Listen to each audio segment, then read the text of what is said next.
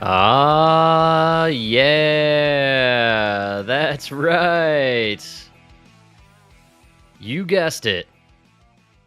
Riding solo today. I know. It's crazy. Really crazy stuff. Just for a quick update, I know people don't keep up with the personal news, right? But Mike, as we kind of mentioned in the last episode, he moved to Indiana. It's kind of crazy. Most people move out of Indiana. So he's doing the opposite. He's going in, moved in, he's there, he's living the dream, and he's also working because he works a real regular job like myself. And so on top of the moving, the working the real job, we had to shift around the schedule a little bit. Couldn't go live on Sunday. Decided to go on Monday. Couldn't go live Tuesday. Mike was still busy catching up with the move, the job, all that jazz. Here we are Wednesday. It was tentative. We weren't sure. We left a lot on the docket on Sunday. And I thought, you know what? Hey, why don't we just pump out a little bit? Throw out a Thursday episode, maybe do a greatest hits on Friday, and then we'll hit the refresh to be fresh button, get right back into the groove on Sunday. So that seems about where we're at. So I'm here right now, getting jiggy with it.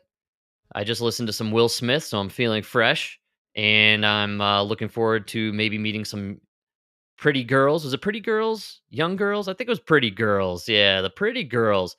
I get them confused with my other summer jam of 2025, Heil Hitler by Kanye West, one of the greatest summer songs I think I've ever heard in my entire life. So yeah, between Pretty Girls and Heil Hitler, uh, that's where I am existing right now in this moment in time. So since Mike's not here, we're probably not gonna dance on any Chicago stuff. We've done a lot ago, and since I'm in Denver, and I like to complain about Denver, and I like to complain about Jared Polis in specific, in particular, Mike Johnston, mayor of Denver. I like to poke fun of him from time to time, but he's just so spineless and lame, and I don't know. I don't get I don't get the same jollies out of making fun of Mike Johnston as I do of Jared Shuts Polis. Because Jared Polis, I mean, he ran as a libertarian, which is insane considering under his watch, we're bringing in women for abortions and banning guns, and we're welcoming in migrants, and we're banning guns, and we're welcoming in more homeless, and we're banning more guns, and that's the libertarian Jared Polis way. So lately, there's been a lot of talk around town about next year. Now, next year for America, major milestone. We're talking 250th anniversary of the revolution. And then here in Colorado, we're getting down and dirty with a 150th anniversary of the state. Typically, I think most places, when they have anniversaries of some sort, do a parade, maybe a festival, couple days, bring in some local bands, have the local breweries and local restaurants hang out, give a taste of the town, and celebrate wherever you live. Here would be Denver. Instead of doing a major celebration, and maybe they are, I just haven't heard any talk about it. Potential major celebration like a parade and festival and all that stuff. But that aside, this year or for next year, but this year, announced this year, Polis has decided he's going to build this ridiculous pedestrian bridge, and it'll start at the Capitol Steps in downtown Denver over on Broadway, and it'll go over to, I think, Lincoln Street and just kind of empty out there. It's a literal bridge to nowhere, something like $80 million, $70 million. Oh no, you know what? I'm exaggerating. I do it all the time. $29 million. anything in the millions is ridiculous, but here we go. We're gonna do 29 million for this pedestrian bridge, and it's not very popular. In fact, it's so unpopular. The one guy that was kind of the face of pushing this pedestrian bridge through is this fella. He's a well-known advocate. Apparently, I don't remember his name, and I don't even think that that's really all that important, honestly. Uh, the whole reason this guy was the face of the pedestrian bridge to nowhere for Jared Polis is because he's a black man in a wheelchair, and that was the whole thing. That was the gimmick.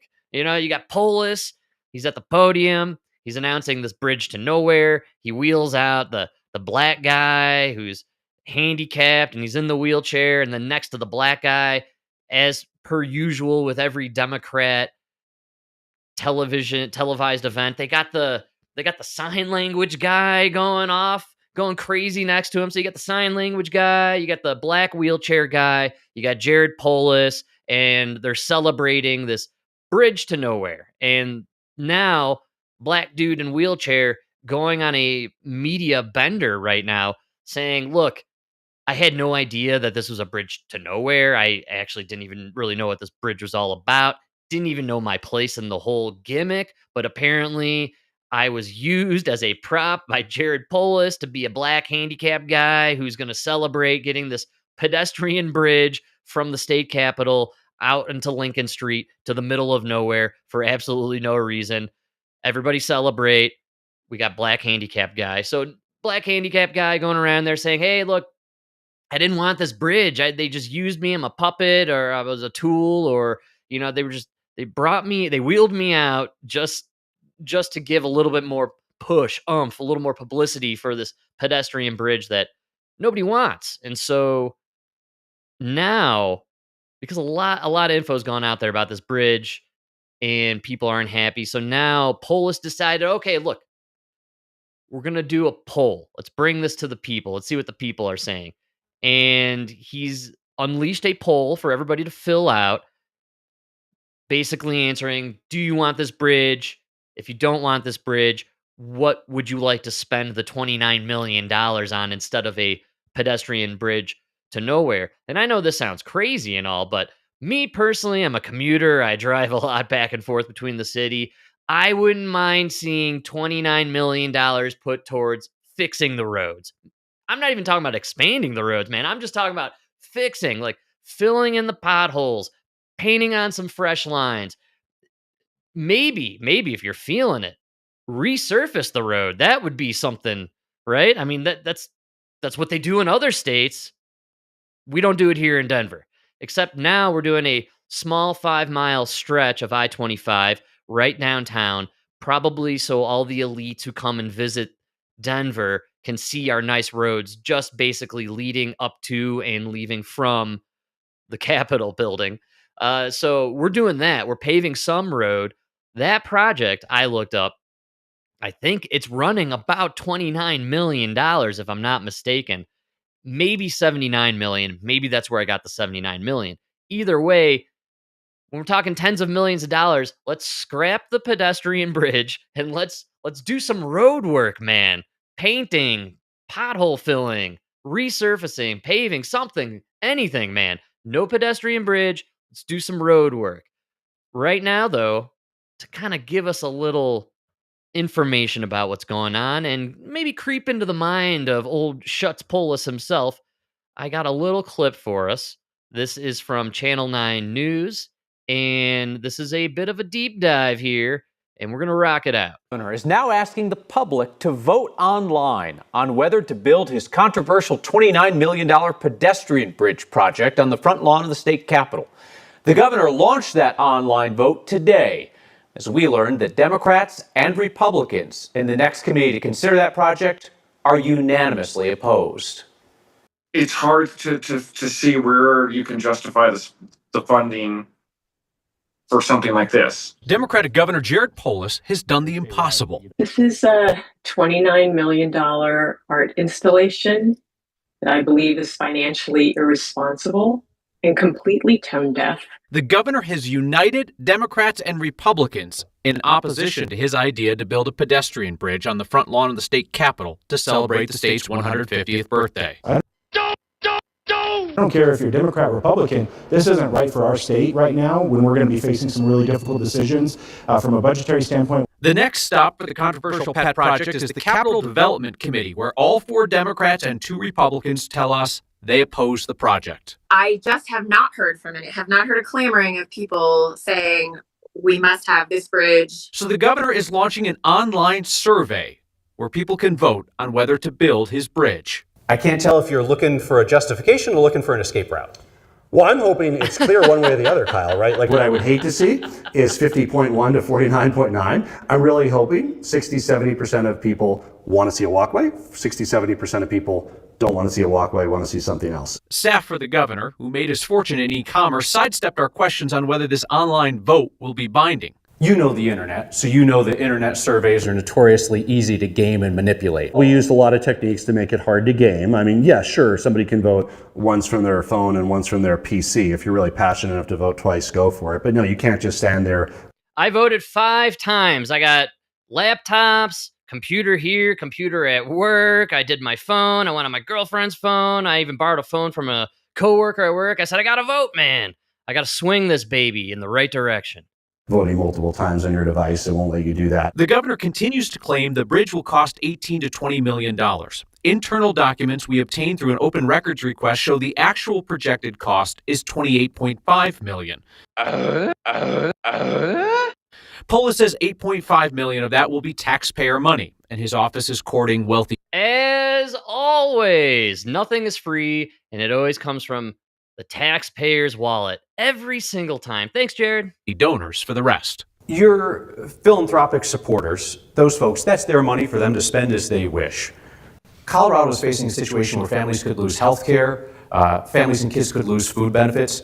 Do you think your donors would be willing to pay for health care and food for those families and kids if you asked them to spend the money on that instead of your bridge? You know, donors across Colorado spend hundreds of millions of dollars to support the social safety net. Philanthropies that are associated with that, nonprofits, whether it's housing and homelessness nonprofits here in Denver, whether it's healthcare services across the state. And yes, with the cutbacks in the federal funding, and you know the state doesn't have the available funds to fill those, that could be about 500 million or more. We hope that philanthropy steps up to do that. And that's why, again, in this context, one of the questions we ask is, do we want to do nothing to celebrate our birthday? That's fine, that could be the case. Or do we want to be able to celebrate our 150th birthday and our nation's 250th birthday? We have a Jerry, he sounds like one of those gals from that Sweet 16 show that they used to have on MTV, you know, like, well, you know, I mean, we could celebrate or not, and I'll just wallow in my despair, right? This guy is just, he's, you know, we don't have any money, but he wants to spend some money on a bridge to nowhere so he could slap his name on it and say, look, I destroyed the city. I destroyed your whole state, but I introduced wolves into the Front Range and we built this bridge to nowhere. I mean, come on. Isn't that enough to run for president in 2028? I think that's what he's trying to do here. You know, I got the bridge to nowhere. We got the wolves. We did nothing to fix the roads. We made the state number 3 in auto theft. We're one of the worst states in crime, worst cities in crime. But we got the bridge to nowhere. We got the wolves out in the Front Range. This guy is a genius, man. Huge fan of this. I did vote just once, though. I'm an honest fella. I did one vote from the computer at work, and I had a feeling as I was doing it because there was a question out of the 5 questions. The first couple deal with, should we do this bridge? Should we not? Should we spend our money somewhere else?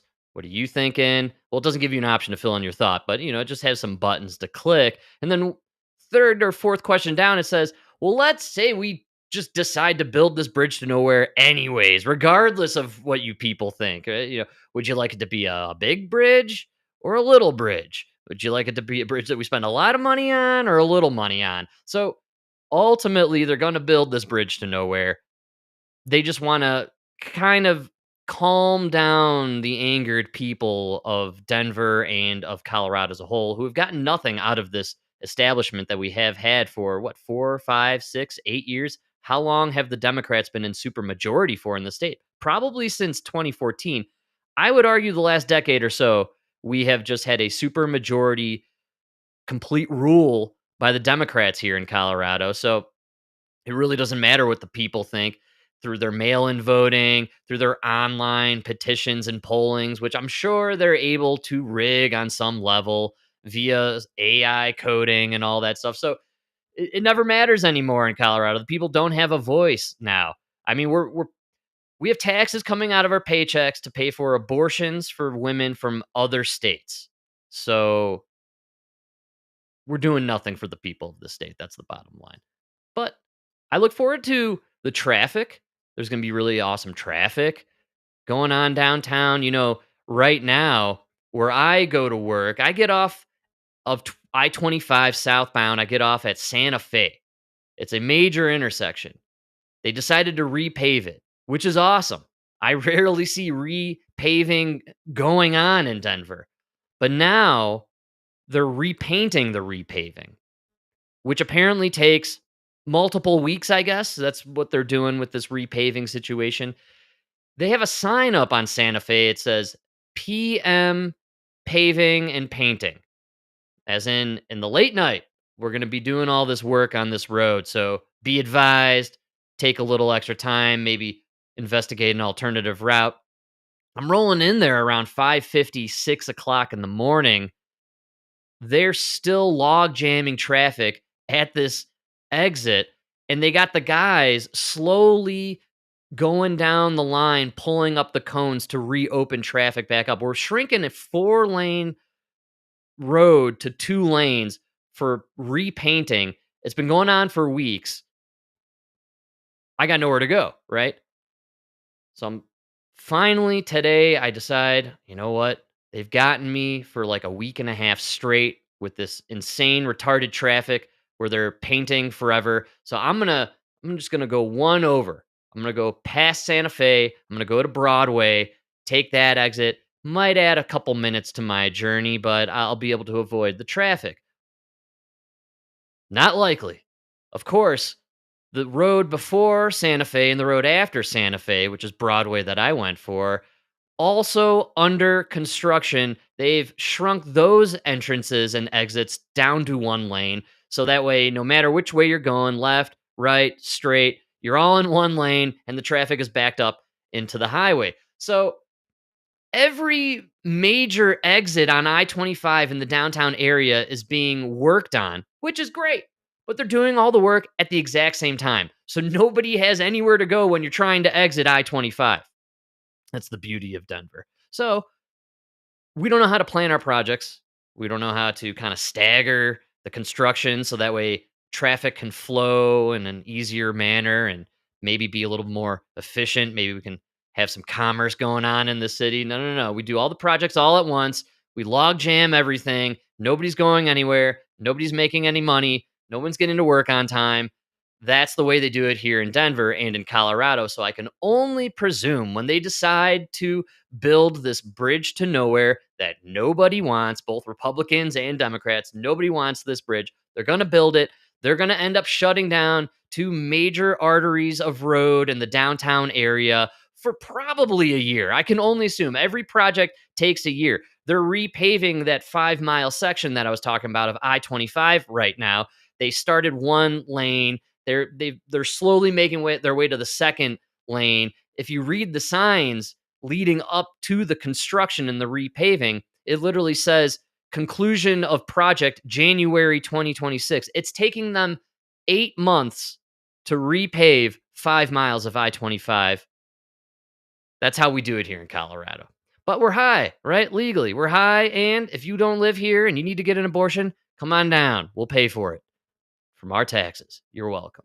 All right, man. So that's where we're at with the Colorado scene. I thought I would throw it out there. I almost never get it in when Mike is around because, well, we got so many other things going on in the world. Right now, one of the greatest conspiracies of all time, the Jeffrey Epstein List, still unfolding, still making waves. Everyone's still freaking out about it. And I know Trump, he's pulling some shenanigans here. I think it was today that he did another truth bomb, one of his Truth Social messages. And he's still hammering on, what do you guys want with this Epstein thing? It's old news. Now it's fake news. It was old news. Now it's fake news. Now he's claiming the Democrats created the Epstein list, even though it never existed. Uh, and I think now he's saying basically if you're part of MAGA and you're not down with what we're doing with Epstein, then you're weak and get out of the way. And he's blaming the radical left Democrats, and he's claiming that this is just like the fake news with the Steele dossier, and somehow Hillary Clinton is involved in this Jeffrey Epstein fakery, and the Obamas are in there. It's really just coming down to the fact that everybody's on this flight log. I don't think there's a list. I never did think there was an Epstein list, but there's a flight log. A lot of people flew on the Lolita Express. And so Trump's on there, I'm sure. Clinton's on there. Kevin Spacey's on there. There's all sorts of actors and athletes that flew on the Lolita Express. There's really not a lot of info when it comes to the flight logs. And there's no list. There's no way the FBI or anybody of real importance actually sat there watching all the hours of kiddie porn featuring all the world's elites and then writing down the list, because the people watching the films or the people in control of the films are probably part of those elites. And we're just never going to get any. Even if we were to get a list, would anyone believe it? You'd have people on one side saying, "Oh, it's a fake list created by the Trump team." And you have Trump preemptively already saying, "No, whatever list there is, it was created by the Clintons and the Obamas. It's all fake." So both sides will deny any type of list that exists. And I think I'm going to stand by what I said in the last episode, which is if you're not actively, openly out there saying, "Show us the list, give us the names, we want to see the tapes." If you're not calling for information in regards to the clientele of Jeffrey Epstein, you are on the list. You're on the flights. You are hanging out at the ranch in New Mexico. You are hanging at the mansion in New York. You were getting massages down in Palm Springs or Mar-a-Lago, wherever. You were at the island, Little St. James. If you're not calling for the information, you're part of the gang. You're in that big club. I know it, man. There's no way you can convince me otherwise. Because all normal people who don't diddle with kiddies on private islands are saying, "Hey, could we see the list of these elites, these monsters, these pedophiles who are, going to this island to bang children?" And we have Bill Gates, whose wife divorced him specifically because he was going to that island. We have pictures of Bill Gates hanging out with Epstein and Clinton and Trump and who's that smart guy? Stephen Hawking. Stephen Hawking was hanging out at Epstein Island. Everybody was there. Everybody. Big club. None of us are in it, right? That's how it goes, man. So I don't get why people are so bent out of shape about this whole Epstein thing. Quite frankly, if you voted for Trump strictly because you thought he was going to give or release the Epstein list, I've got a bridge to sell you, my man, because there was never a list. It was never going to be released.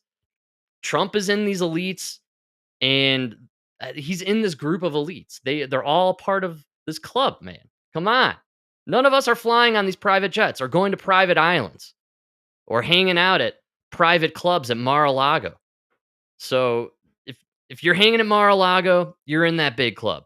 Epstein hung out at Mar-a-Lago. I know the famous story where he got kicked out and all that stuff, but it doesn't eliminate the fact that Epstein and Trump, they were hanging in the same elitist circles, just like the Clintons, man. That's why the 2016 election was so absurd for a lot of people that weren't diehard MAGA guys or really into the Clintons, folks like myself, ride the middle, independent voters. 2016 seemed rigged for Clinton because we all thought Clinton and Trump were buddies. That we believed the Clintons and the Trumps knew each other because they hung in the same elite circles in Manhattan and New York. So, 2016 came along, they're pushing for Trump. Oh man, the Clintons literally got their buddy, real estate mogul, TV personality, real reality TV show host. Oh, we'll run him. That means we'll guarantee ourselves the victory and continue this show of neocon warmongering. It didn't happen, right? We were all shocked. MAGA became a real thing. Turns out in the end, Clinton and everybody trying to do the Steele dossier. I still don't even know what that's all about, to be totally honest. But now here we are, and Trump says it's a fake list. There is no list. And now I talked about it on the last show, and I said, hey, it's pretty shocking to me that we have this kind of a flubbed situation going on with this list. And Trump, usually people on the left jump all over any mistake Trump makes or the Trump team partakes in. Didn't really hear a lot last week or over the weekend. Now, all of a sudden, you're getting some brave souls on the left who are saying, yeah, actually, let's see the list. Even Kevin Spacey, who I mentioned earlier, tweeted out today or yesterday. He's like, look, I know my name's on that Lolita flight log.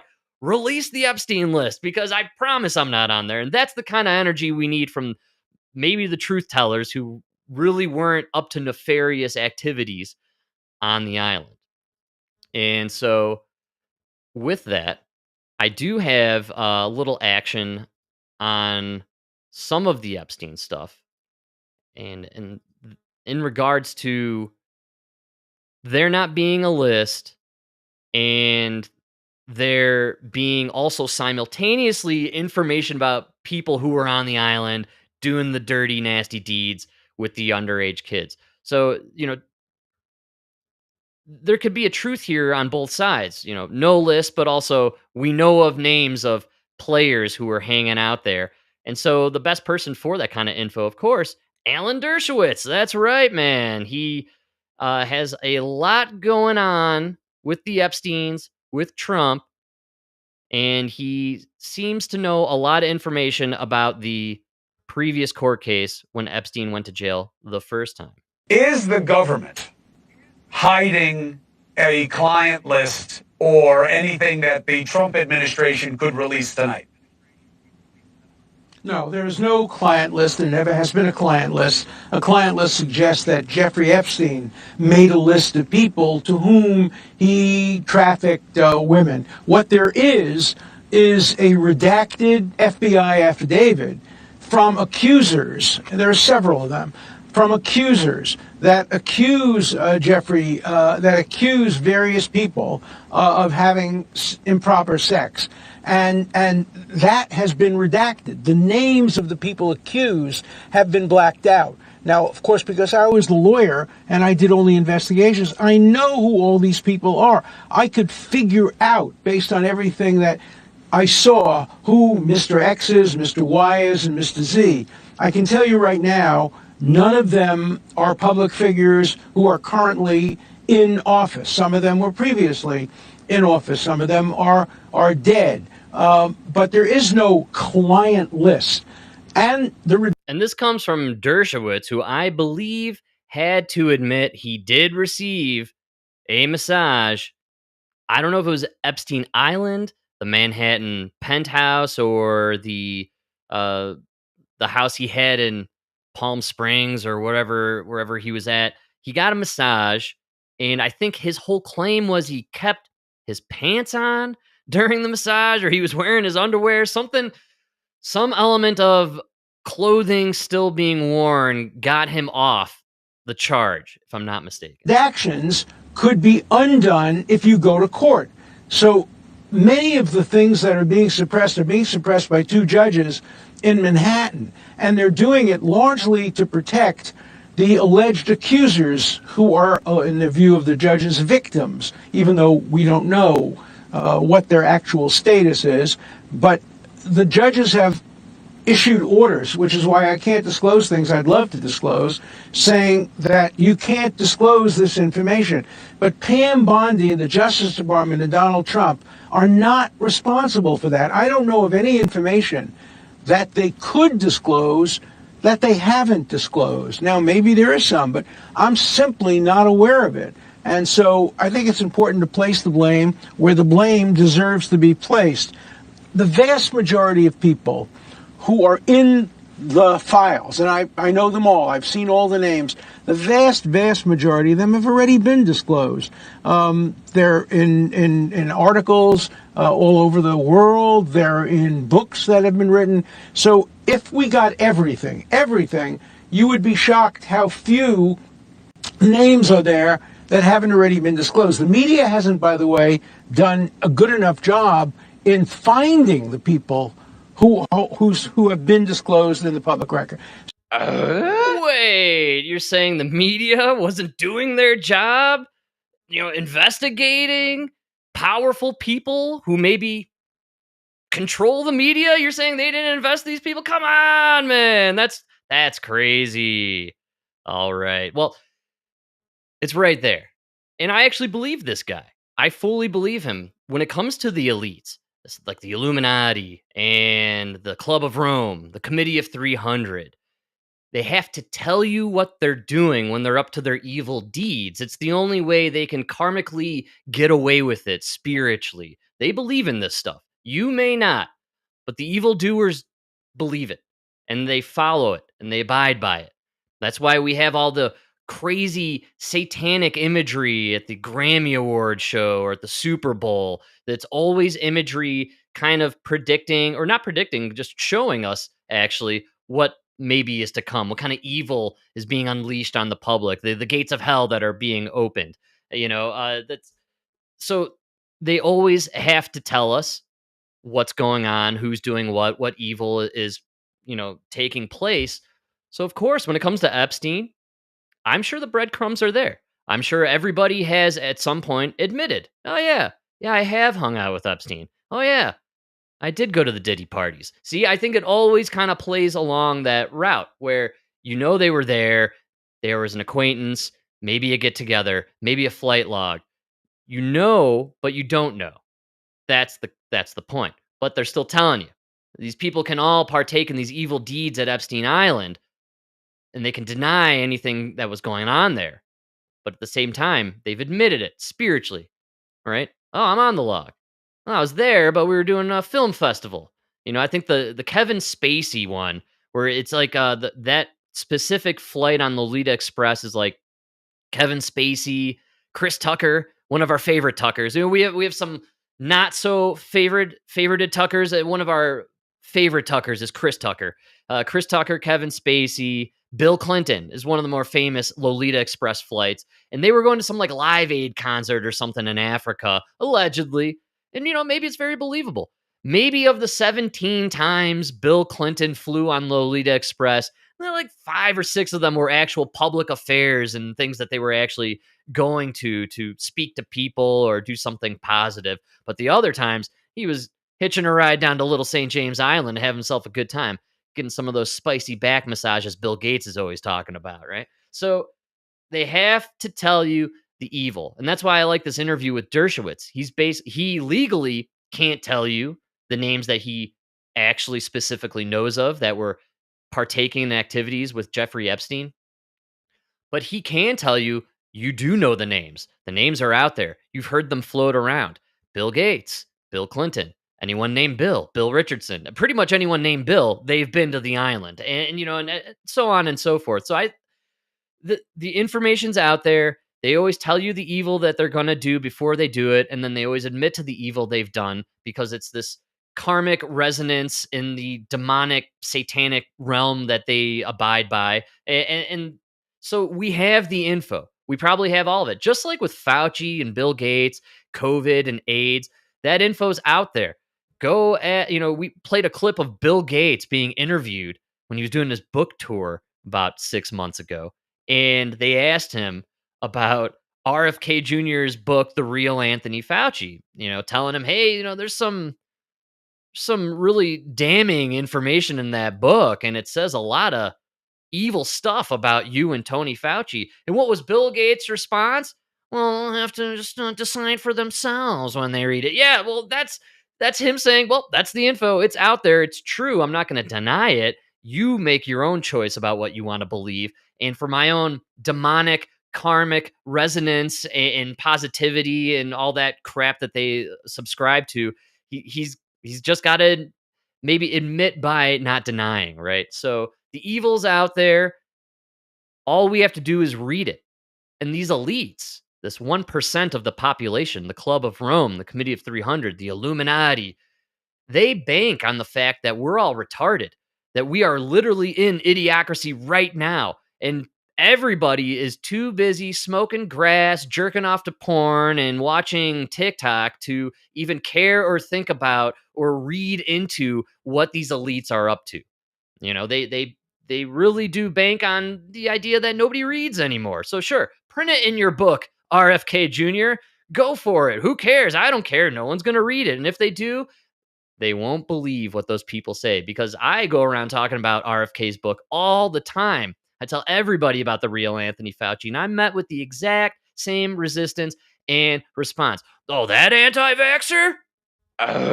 Yeah, that's right. Every single time. The anti-vaxxer, the conspiracy theorist, RFK Jr. So the evils are out there. The truths are revealed. The names are probably in every newspaper and book you can imagine, but nobody's reading it. Nobody's putting two and two together. And nobody wants to accept the idea that there are some evil people running this world. And in order to get away with their evil deeds in a spiritual sense, they tell you about it. And it's hard to believe. Mike and I, we played this clip. Oh man, this must have been 6, maybe 8 months ago. And it was an old fella who claimed he was a part of the Club of Rome, and he gave the lowdown on the plan to depopulate the planet down to 500,000 people, which, if everybody remembers, that was the goal of the Georgia Guidestones, which were destroyed ceremoniously or unceremoniously after somewhere after the pandemic there. I've always believed it was because it was mission accomplished. This guy from the Club of Rome, he said very clearly, we're going to offer you, the human being in public, the choice. And if you accept the choice, it will be your choice when it comes to depopulation. Right. And so, what was the choice? Do you take the mRNA vaccine or do you not take it? Well, looks like 8 out of 10 people took that vaccine. Depopulation agenda complete. And did we get our karmic resonance with it? Well, of course we did. We told you, hey, something's going to come up. The choice will be yours. That's fair. That's how they do it, man. So, Epstein, it's all out there. All the hoopla. Again, I don't know why MAGA folk out there are so just, they got their panties in the bunch over this Epstein thing. Was this the only thing you voted for? Are you not happy about the southern border being shut down? I haven't had to chase away a migrant with a squeegee in his hand for 8 months, man. It's incredible. Like, I feel like the weight has lifted off my body just knowing I could just drive home and be angry at other drivers like I used to be. Instead of flipping off the squeegee guy migrant, I could flip off the neighbor of mine, right? It feels better that way, because I know that if I'm getting flipped off and I'm flipping them off back, we both pay our taxes, right? It feels good. There's something just beautiful about that. So migrants are gone. No more squeegee boys over at Santa Fe and Alameda, and the southern border shut down. I don't hear anything about drag shows or drag queen story hour anymore. We just had Pride Month. You'd be hard pressed to see it anywhere. I mean, they really kind of buried that sucker. Juneteenth didn't even exist. Do they even do the lift all farts and hug song before the sporting events, or is it just national anthem now? I think it's just national anthem now. So the country feels better.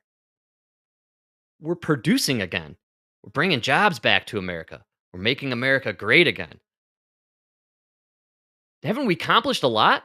How could we be pissed off about the Epstein thing? The Epstein thing, it's just, it was like, I don't know. The Epstein thing was supposed to be just like an extra add-on, a perk to the whole MAGA movement, right? We wanted to get the border security, bring down the inflation, fix the economy, create some jobs on the home turf. And then after we do that, can we get the fluoride out of the water? Maybe stop the chemtrails spraying the skies every day? And could we possibly eliminate some of the petroleum food dyes and all the other fake crap that's in the food that's poisoning and sickening all of us? Get some of that in there. And then, if you got the time, we take a look at that Epstein list. You know what I'm saying? Maybe take a peek at some of the videos from the Diddy freak off parties. I just want to make sure that Ashton Kutcher's friends are okay, right? So can we just take a look at those videos and just make sure Ashton Kutcher's friends are doing all right at those freak off parties? It's supposed to be extracurricular with the Epstein and the Diddy and all that crap. You never get justice for these atrocious crimes. What justice have we gotten for the war crimes of Don Rumsfeld, Dick Cheney, and George Walker? W. We'll go with W. I don't know what the W say. I think it's just W, actually. Dubyaw. George W. Bush, Cheney, Rumsfeld, no war crimes, nothing. I mean, they let 9/11 happen. We'll just leave it at that. I'm not even going to go down the realm of justification and direct energy weapons. They let 9/11 happen. And then after it happened, they just decided to bomb two random countries in the Middle East and call it a day for 20 years, right? So maybe some war crimes, something. No, nothing, right? All those guys are retired or dead. I don't know if Rumsfeld is alive anymore, but I'm certain Cheney, he's on his fifth heart and he's relaxing on some ranch somewhere in Wyoming.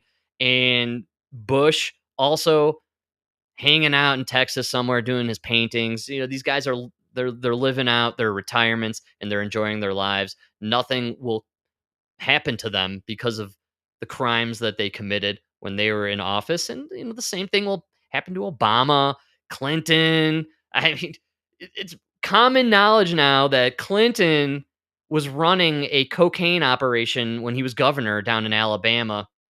Nothing will happen because of that. Many could argue that cocaine operation in the late 80s, early 90s literally kickstarted the crack epidemic that ravaged urban centers and cities throughout our country for a decade. But look, nothing's going to happen, man. Same thing with the Epstein stuff. Same thing with the Diddy stuff. Diddy's walking.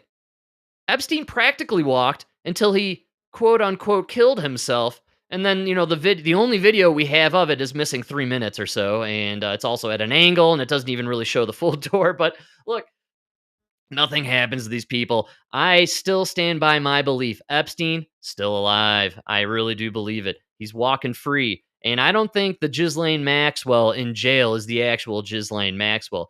This is where I think the cloning factories play a big role in our modern era. Remember, we magically cloned a sheep back in 1995, and then we decided, this is immoral. We're just not going to be cloning anymore. Fast forward about 20 plus years later, doesn't it make a little more sense if you are kind of a semi-powerful person or someone on, the higher level of society, like you do get in a little trouble, find yourself in a sticky situation, you can't use the usual means rich people utilize to get out, and so you decide, all right, we're going to call up my clone, we'll put him in jail, I'm going to go live my life free. Like that's what I would use my clone for, commit a crime, send the clone in there, I'm going to go hang out at a beach resort for the rest of my life. That's what I think is going on with Epstein and with Ghislaine, probably her clone. I've always believed Michael Jackson never died also. I'm still standing by my conspiracy theory that there is a valid video out there of Michael Jackson getting up off the gurney and walking out of the ambulance into another unmarked van and driving away freely for the rest of his life. I don't see how that's impossible to happen for Epstein or even Ghislaine.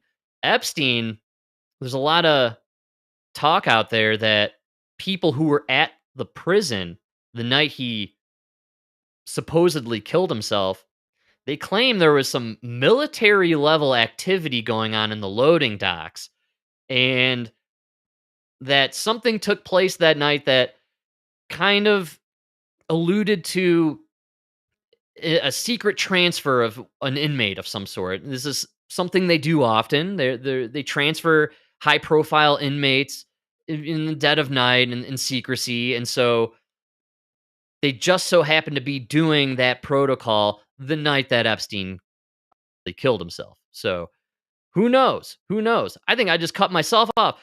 You know what? I'm onto something. Every time we're onto something, we get a little shimmy on the internet connection there. Also, I may have pissed off those fiber guys the other day, so maybe something's going on with that. Did I mention Bill Gates? I did mention Bill Gates. There you go. That's why I'm getting all glitchy up in here. All right. Well, I think I've covered what I wanted to cover with the Epstein situation. If you're MAGA and you're bent out of shape over it, get over it, man. It was never going to happen in the first place. Like, move on and enjoy the ride. The guy's potentially ushering in some world peace. Maybe. I mean, it seems to go back and forth. I thought we were doing some ceasefires, potential uh peace negotiations. Those seem to have fallen through, and then out of nowhere, for absolutely no reason, which seems to be the Bibi Netanyahu playbook, Israel decides they're gonna bomb the Syrian capital despite the US pressure to stand down. That's right, got a big blast going on there in Damascus. So Israel now bombing Syria for no reason, which is cool. They did the same thing with Iran, if we all remember. And then a lot of us kind of got a little bit concerned that, maybe Trump was kickstarting World War III. But then he ushered in some peace negotiations with Iran. So, I don't want to jump the gun here on anything. But then we got some fellas yelling here. These are the bombs going off in Damascus. And whoa, those are some epic explosions, man. Yeah. Wow. Totally unnecessary for absolutely no reason. I'm pretty sure this country's been destabilized and in some sort of a civil war for the last decade, if not longer. But Netanyahu decided, well, I think I'm going to just bomb them. And just like with October 7th, there's got to be something else going on, right? Like, why would he just randomly bomb Iran? Or with October 7th being Israel's 9/11, why would you allow this enemy to cross your border and inflict damage and harm on your people? Well, there's usually something going on behind the scenes. And as with Netanyahu, as always, something going on behind the scenes. According to the Times of Israel, Netanyahu trial adjourned amid strikes on Syria. Excuse me? Come on, production crew, we're falling behind here. Yeah, man. So a lot of people don't realize that Netanyahu was in some kind of sticky legal trouble back during or right around the October 7th attacks. And then I think he had some other scenarios playing out where politically people wanted to have him removed post October 7th. So he's been kind of engaging in these random bombing affairs basically to poo poo and put the kibosh on any kind of removal of him from power. And so that's basically, I think, what happened here, which is he's got to go to trial. They're desperately trying to get this guy out. We're going to bomb Syria. And I think yesterday they bombed Lebanon, if I'm not mistaken. And Israel's just bombing everybody. They're throwing. They're just throwing shit into the fan and letting it spray out in the wall, and they're just hoping somebody will fire back at them so we can get a little world war going on. Then nobody will pay attention to the fact that Bibi Netanyahu, kind of a corrupt, evil guy. He really is. He's a neocon, corrupt, warmonger, evildoer. So he's going to do whatever he can to stay in power. And we got equally evil people here on our side who want to go along with him on this ride. Lady G, Lindsey Graham, my God, that's all this guy thinks about and talk about. War, war, war, war, war. That's all he wants, man. And so you got Bibi, you got Lady G. I keep forgetting the other nut job, the dude with the mustache, Bolton, John Bolton, always wanting to go to war, especially with Iran or any random country in the Middle East.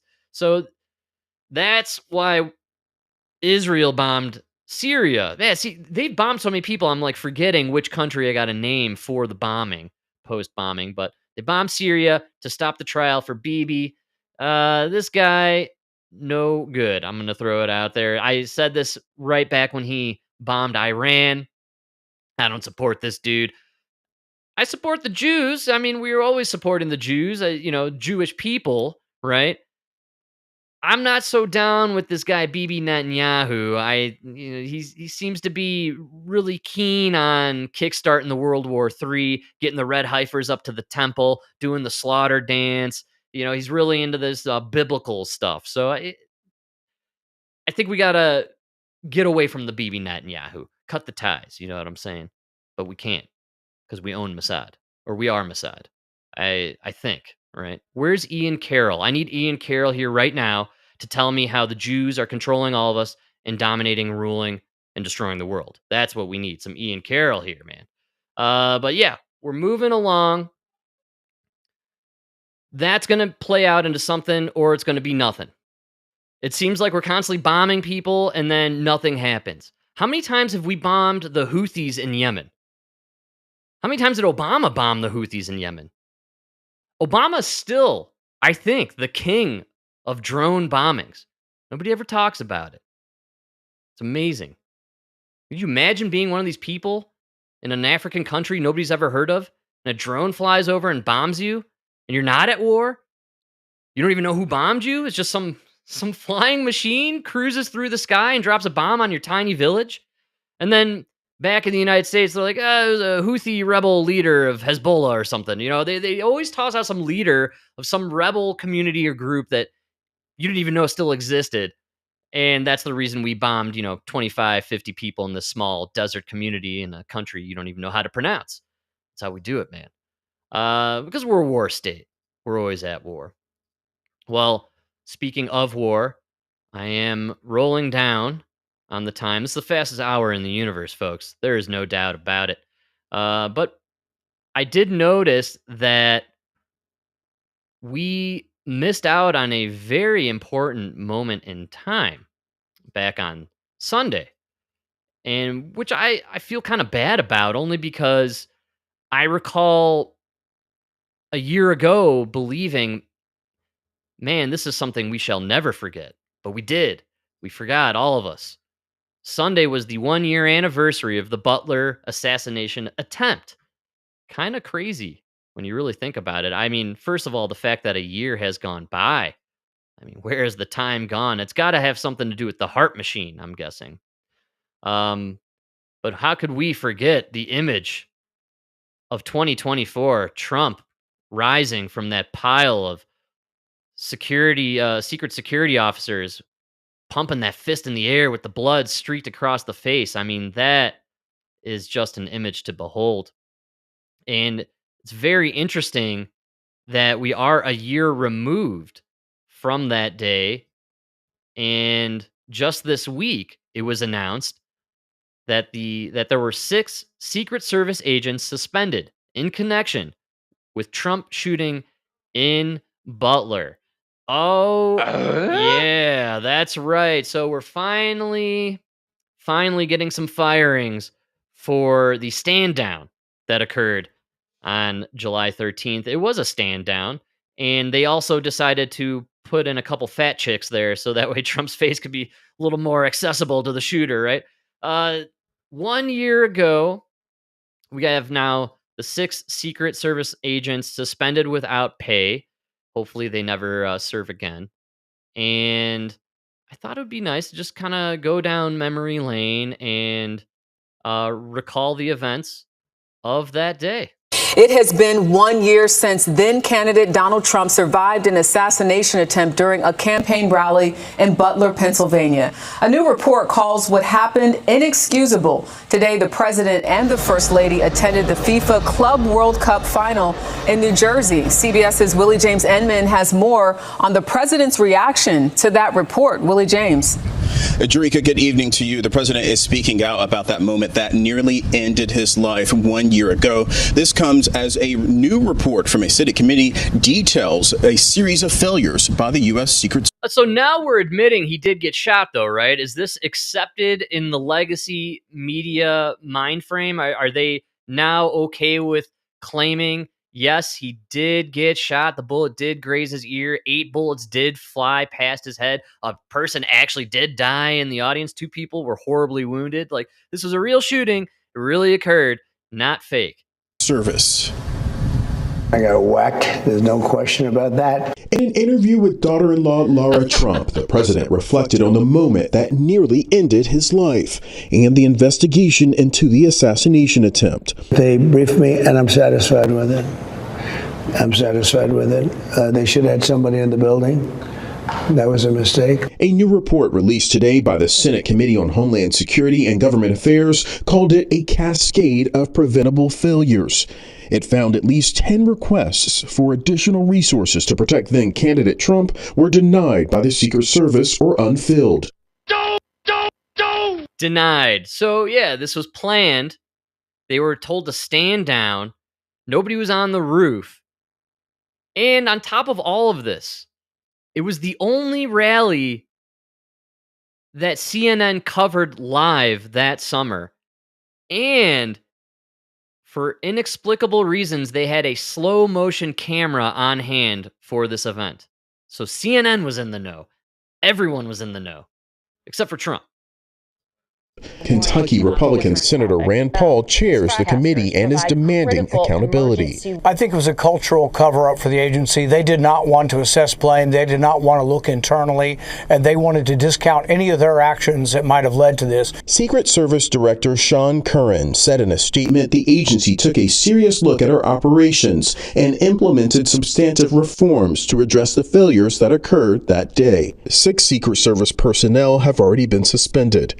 Also this weekend, President Trump defended Attorney General Pam Bondi with the MAGA world in meltdown over her failure to release an alleged client list held by... Yeah, there he is. I love it, man. That is beautiful. That's how legacy media does it.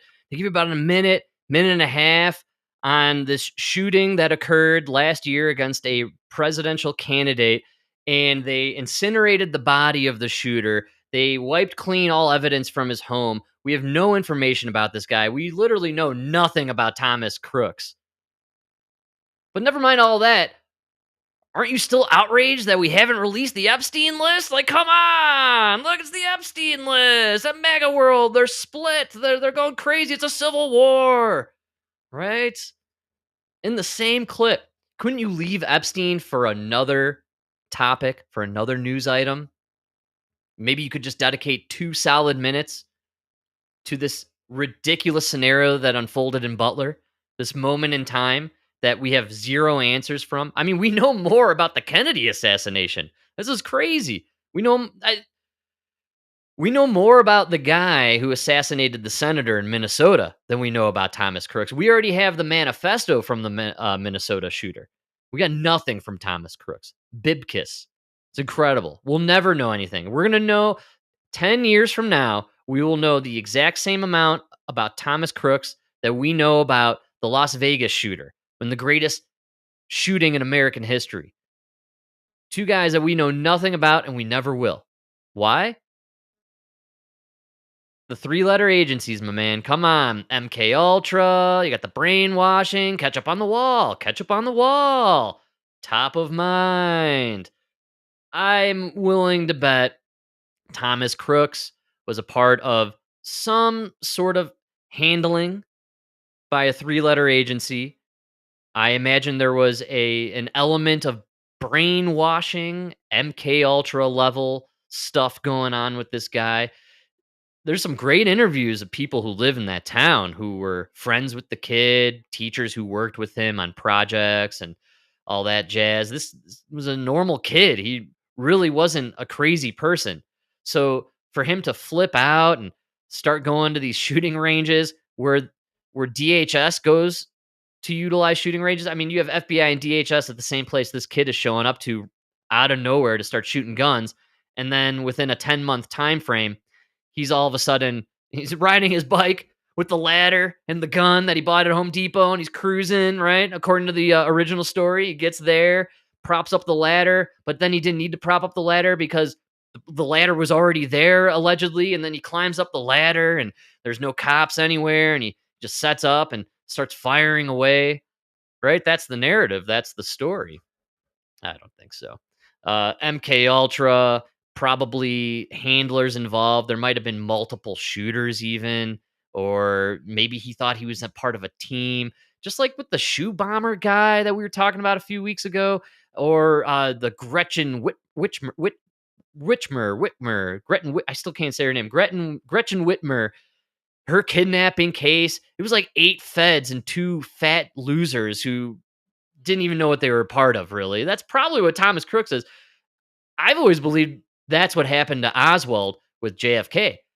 Oswald mysteriously was given his job at that book depository or whatever, like a few weeks prior to the shooting.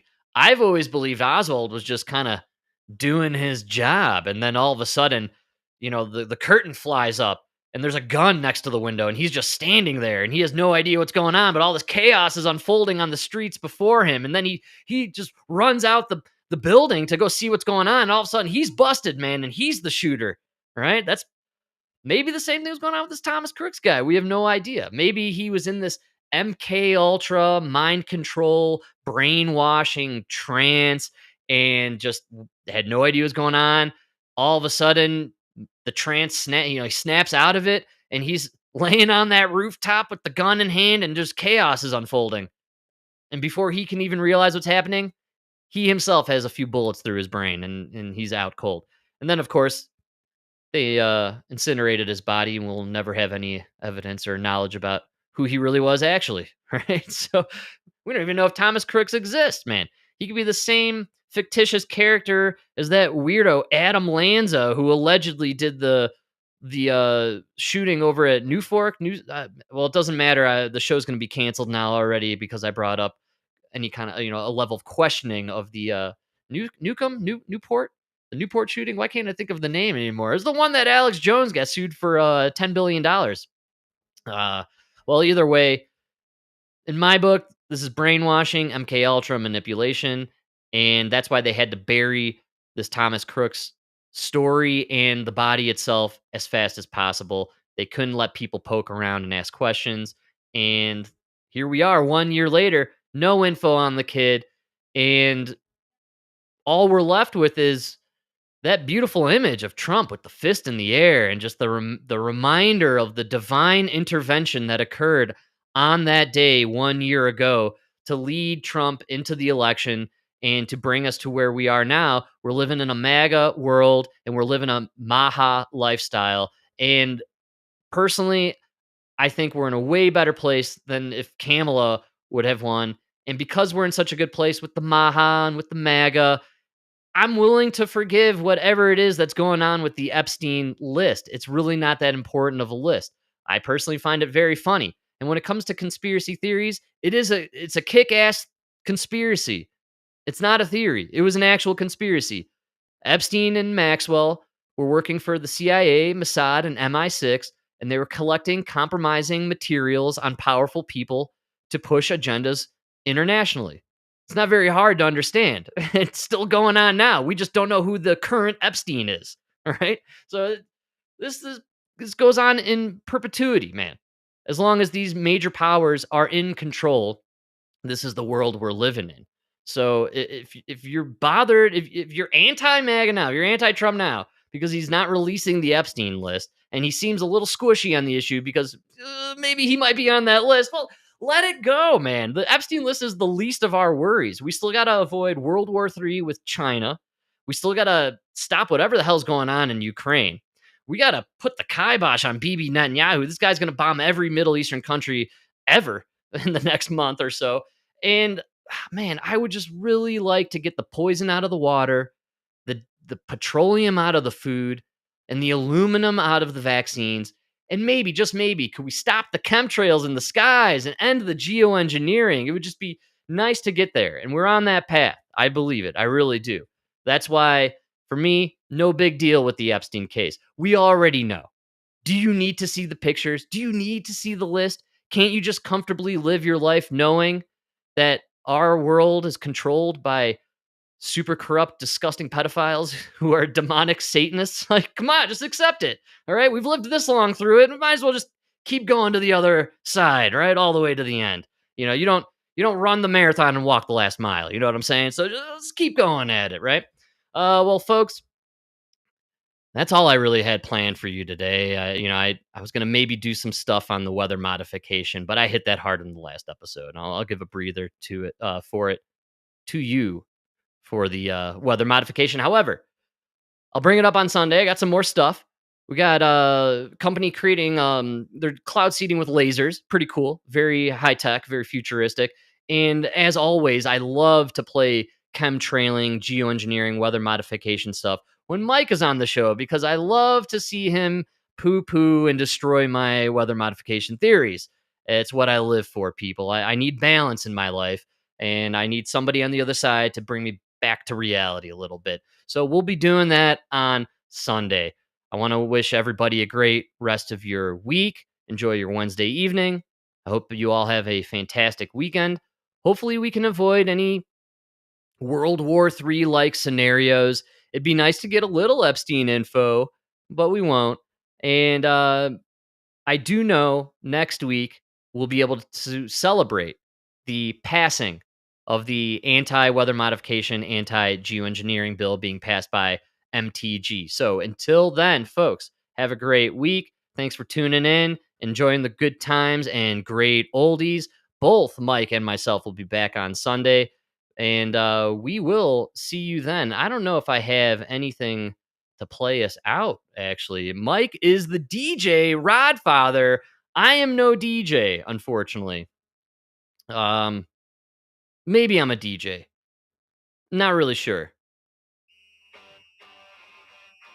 I don't even know if this is coming through or not.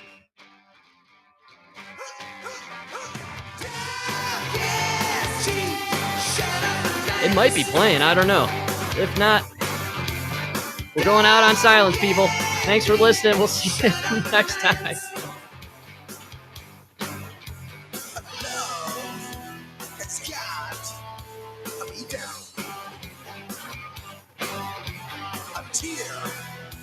Just hit the ground.